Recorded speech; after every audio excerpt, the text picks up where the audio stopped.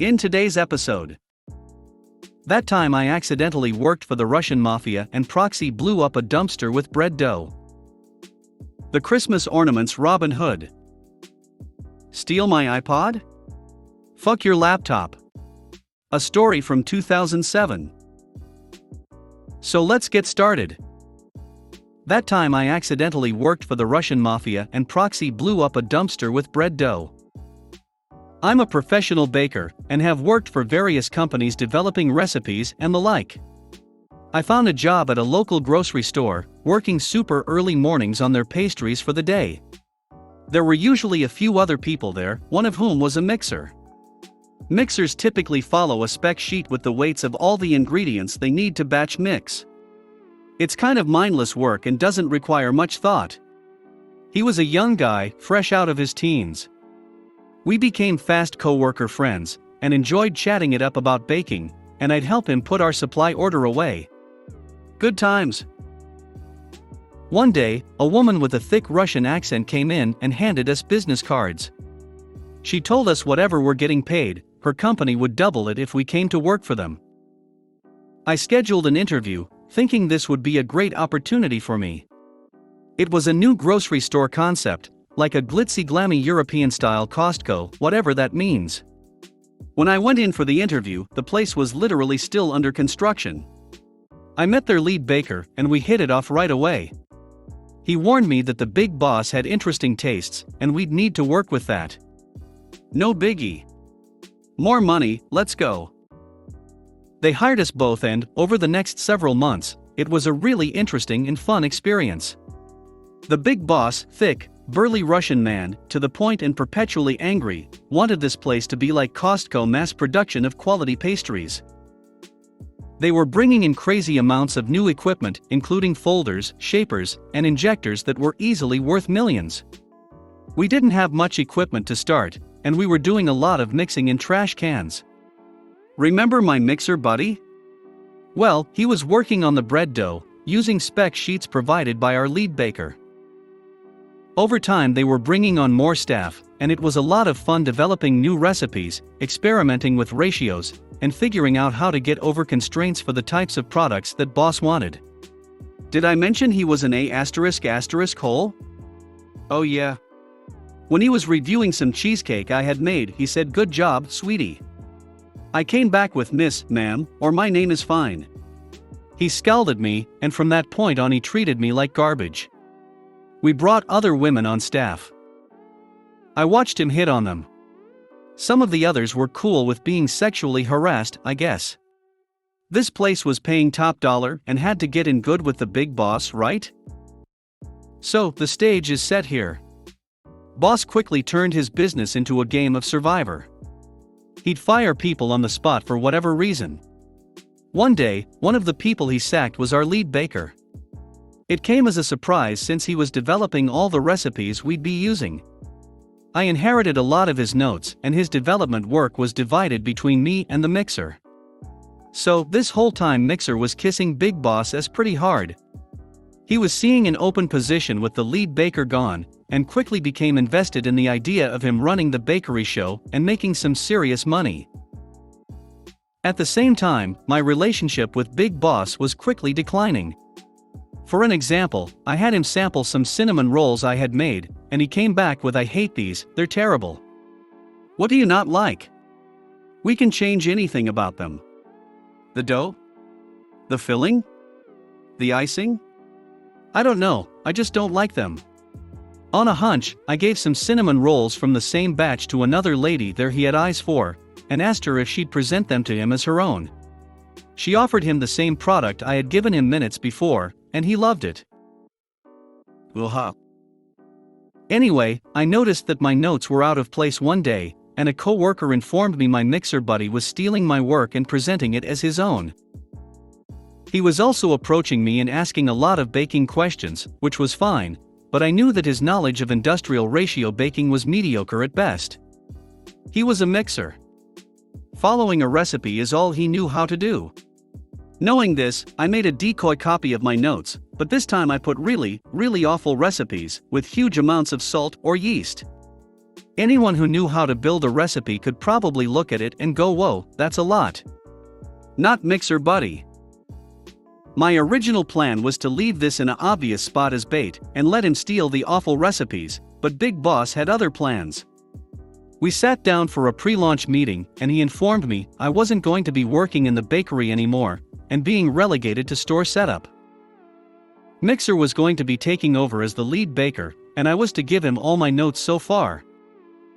No problem, boss. A day later was when the fun really began. Mixer mixed up a huge batch of super-ass salty cake batter, and I heard Big Boss screaming at him about way too much salt. That's not even where the fun begins. As we were setting up an industrial quantity baking equipment, we had to test the larger quantity mixing machines, and did a test run for some bread dough, with my decoy recipe that had triple the yeast and sugar. As it didn't come out right, Mixer had to throw it away. His choice? The dumpster out back in the dead heat of summer. Hundreds of pounds of dough. The fun thing about massive amounts of bread dough is that it doesn't magically stop rising if you throw it away, especially in a hot dumpster. A few hours later, I spied out back to see Mixer Buddy shoveling this massive blob of dough into trash bags that had exploded from the dumpster like an uncovered blender spewing out a yeast-laden smoothie. Here's a photo of what it looked like. It's not the original dumpster, but it should give you an idea of how awful it is. Sweet revenge. Now, about the mafia thing, this store was really strange.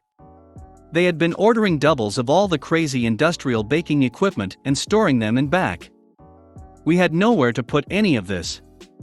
I also looked up the company they were subcontracted under, and it was to a dead address in Russia.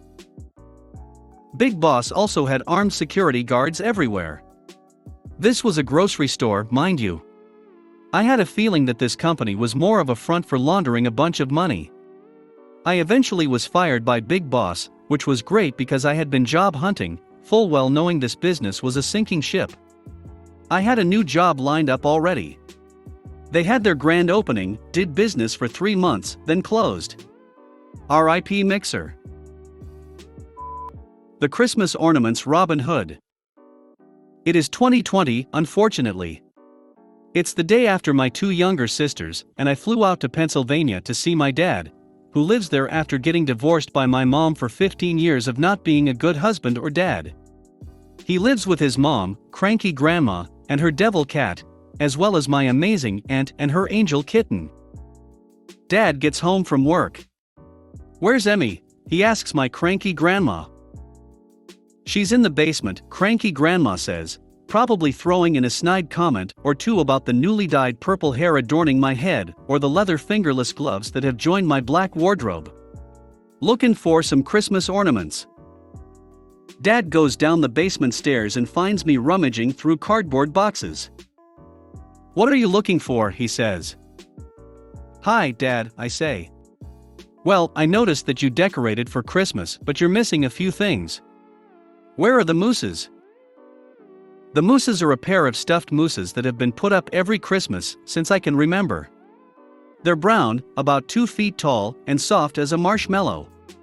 There's Mama Moose, who is named Mary, holding Baby Moose, who is named Christmas, and is in a red velvet sack reading Merry Christmas on it in gold embroidery. The mooses always go on the couch to watch over the living room and all the decorations, and presents in it while we're asleep. The problem with the mooses is that when my mom divorced Dad, she was so scared of him that she let him have almost everything. This included the mooses and quite a few more of her treasured ornaments. And since I've always been the one to set the mooses on the couch, that first Christmas with a divorced dad just didn't feel right without them. Dad helps me look for the mooses for a while. "Sorry, sweetie, they must have gotten lost in the move," he says. I smile and don't tell him that I hate being called sweetie. "It's okay," I say, and pull out a cardboard box. "Hey, look. It's your What God Wants for Christmas box." I love that tradition. We go set up What God Wants for Christmas in the living room. I say, "I think I'm going to go take a nap." Dad says, "Okay." I go upstairs and into my room and shut the door. I walk over to the window seat/storage chest under the window. I open it. Hello, mooses, I say. The mooses lay on top of my stuffed animal collection, looking dusty. Several other ornaments I recognize as Mom's are keeping them company. I grin and shut the chest. It is the day we fly back to my home state.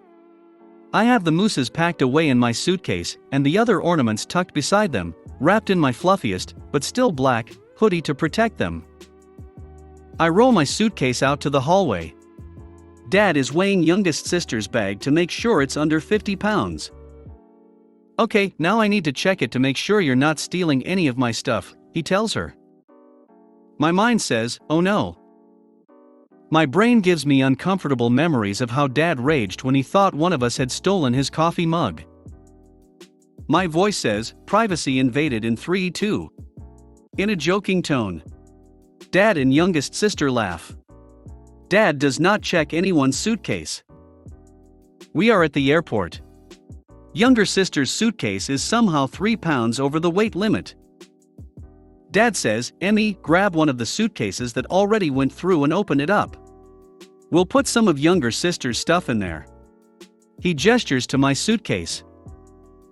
My mind makes an ear-splitting screeching noise that sounds like someone slammed their brakes to avoid hitting a pterodactyl and hit the pterodactyl anyway. My brain imagines Dad opening the suitcase and going into a rage at the sight of the mooses. My voice says, sure, Dad. My hands grab youngest sister's suitcase instead of mine and pass it over. Dad opens it. Her suitcase contains no smuggled goods. We transfer the stuff and the very nice airport lady sends all the bags down the conveyor belt. Dad asks me why I wave to mine. I shrug. Just being weird, I say. Good luck, mooses, my mind says. We are back home. My family, my older sister, who didn't go with us, Mom, my other grandma, who we call Mega, and my Papa, or Grandpa, are all sitting in the living room catching up. I say, I'm disappointed you took the tree down already. Older sister laughs. It's past New Year's.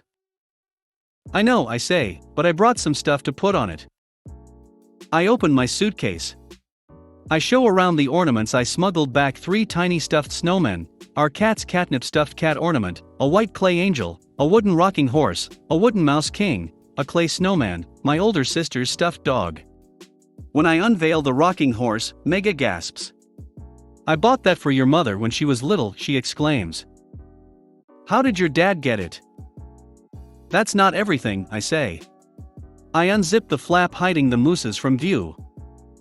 I pull out the mooses. Older sister and Papa clap. How did you get those back here right under Dad's nose? Older sister asks. Mega laughs so hard she has tears in her eyes. The tears in Mom's eyes are not from laughter. Slowly, she reaches out and takes the mooses, hugging them to her chest. Over their antlers, she mouths thank you. And then, she gets up, and she sets the mooses down. On the couch. Right where they belong. Steal my iPod? Fuck your laptop. A story from 2007. I posted this on ProRevenge, but after thinking about it, it actually may be better suited here. Imagine being in high school, back in the latter days of George Bush, and finally buying that iPod of your dreams. After saving up your allowance and the money you made around the neighborhood doing randomness work, and lifeguarding at the local pool. Yup. That was me. And I was that douchebag 14-year-old who would make sure you knew I had one of the better iPods, one that could play video. It was the latest Nano if I remember right. Simpler times. But every story needs an antagonist. My sister happened to find that role many times. We are very close now, but back then, it wasn't so rosy. She was a teenager as well and spent most of those years resenting me. If I had something nice, F***CKU for having that. I was quite protective of my precious iPod. She raised quite the shitstorm when my parents refused to buy her one. Your brother saved his money, we didn't pay for it, we are not stopping you from buying one too if you save your money. That was their attitude toward any luxury that us kids wanted, even up to that time when buying a first car was on the table. We each had to buy our own. It built character and taught responsibility. Well, that iPod goes missing one day at home when I knew damn well I had left it charging at the family computer. I left it unattended. My parents confirmed they did not touch it, and all eyes were on my sister. I'll jump ahead here. As it turned out, she had indeed taken it, and had one of her friends temporarily store it until the heat was off of her. She knew my parents would essentially strip search her. After this unraveled, one of my buddies saw her with the iPod at school several days later. It was time for payback. Back then, I liked to think of myself as a bona fide hacker. That's right, I knew all about batch files and how to open command prompt. Don't *king cross me. You have no idea what I'm capable of. Yeah, anyway, we don't talk about those dark days. But I actually did know enough to copy/paste some destructive commands into scripts, using del and reg delete commands and the like. In the days of Windows XP, this would essentially require reinstalling the OS. I also was aware of a program called bat2exe, which could package your batch files and associated files it would call from the same directory into a normal exe file. And you could pick an icon to slap on that exe if you had the ICO file on hand. It doesn't take a genius, because as much as I thought I was one, I wasn't, to devise a plan here. I put a script together with the worst shit I could muster, and gave it the Internet Explorer icon. This went on to my sister's computer, which was an old Pentium M laptop which barely had enough as to load MySpace at the time. My hacker abilities allowed me to log into the administrator account by booting into safe mode or something and simply replacing the explorer.exe main file with my science experiment. I believe I had it to where it actually opened the real Internet Explorer in parallel, so I could deny this more easily. Fast forward to that magical moment. She's home from color guard practice and is ready for an evening full of shitty webcam photos that use every mid-2000s effect ever created. But before she can upload them, disaster. The screen resolution goes tits up, and the color profile is 16 colors for some reason. Random pop-up messages every few seconds. Microsoft Windows has detected a giant cunt, please consider a system upgrade and stuff like that. Your hard drive is jammed with peanut butter. Restart required. The whole script plays out and she's left with a paperweight until someone can get around to sorting it. Unfortunately, the computer guy in the family took quite a while to get around to it. My dad knew damn well that I had something to do with this, even if he didn't understand it fully. He made my sister apologize to me before I helped her with her laptop and made her buy me a new case for it, after she threw away the one I had to try and make it less identifiable. Well, that's the story, folks. I have a video from 8+ years ago of this script running in a virtual machine if anyone wants to see it. Hope 2021 is off to a decent start for you. Feeling supersonic. Thanks for watching.